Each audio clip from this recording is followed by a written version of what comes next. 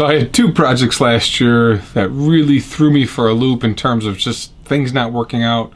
This was one of them. This is the monster guitar that I worked on with Joe from moldy.creations on Instagram. I saw him posting some stuff. I was like, let's do a guitar together. We came up with the idea. This is sort of a Rob Scott skateboard design that I'd had, and I said, do something similar but to your creative taste, and this was his taste.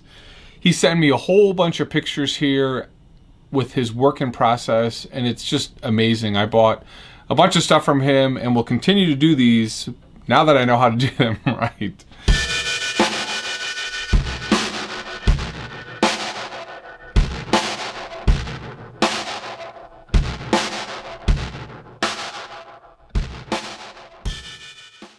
So this is a standard T guitar body. What he did is he molded the clay on, and then what I decided to do was then pour epoxy on this and seal it up, so you actually still get a flat guitar body, but you get the awesome design. That way you actually can't ruin the design, so it's locked in epoxy. I applied it to he applied it to some, I guess, 3/4 Padauk. And then this thing was so heavy, I ended up having to back route and drill out some holes to lighten it up. And it's probably, I'd say like a heavy telly, like a 70s telly. I've got just a standard neck on here with my peg head shape. And the guitar's pretty cool. Some of the other problems that I had, Joe got me the guitar relatively quickly. We started this in September. We were hoping to have this done for October. He got it to me. I went to pour the epoxy, and then I realized that they didn't send me the right epoxy. I ordered the deep pour, and they sent me the standard stuff. So when I poured this epoxy, tried to immediately harden, because it was the wrong mix. It was more than 1/4 inch thick, and it started to solidify and smoke, and it was just terrible. So what I did is it also bubbled. There's some bubbles you can see in here. It's not actually perfect. There's some bubbles here, here. I let it dry. I re-drilled some of the bubbles out and then poured another layer. And that took care of some of it.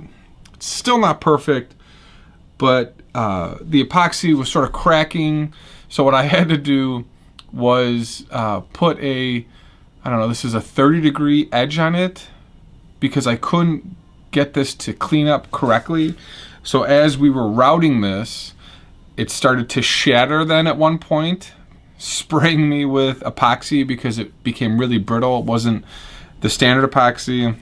As I put the 2K on then, I got some of the bubbles out, I got some of the scratches out. Looks okay, it's not perfect, but it really is an awesome design. It's lighter. I've got a single coil pickup that has got a split or a tap.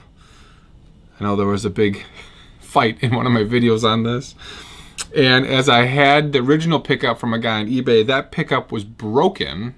So I had to have one of my guys make another one. I outsourced the pickup winding. Now that works. Got it all set up, and it's finally done. Guitar is really cool. It's a tad bit heavy.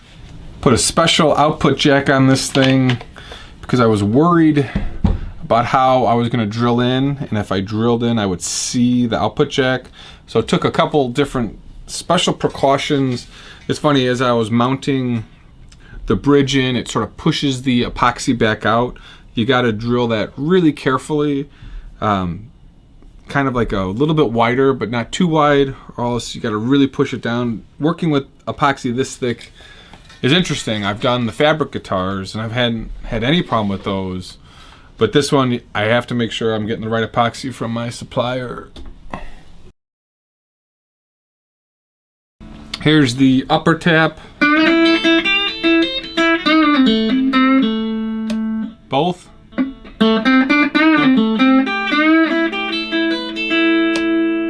And then the bottom tap, which is a little bit brighter.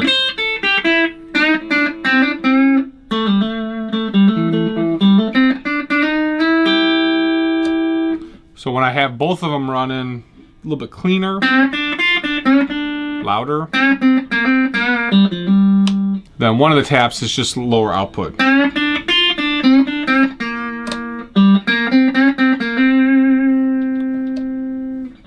that's both.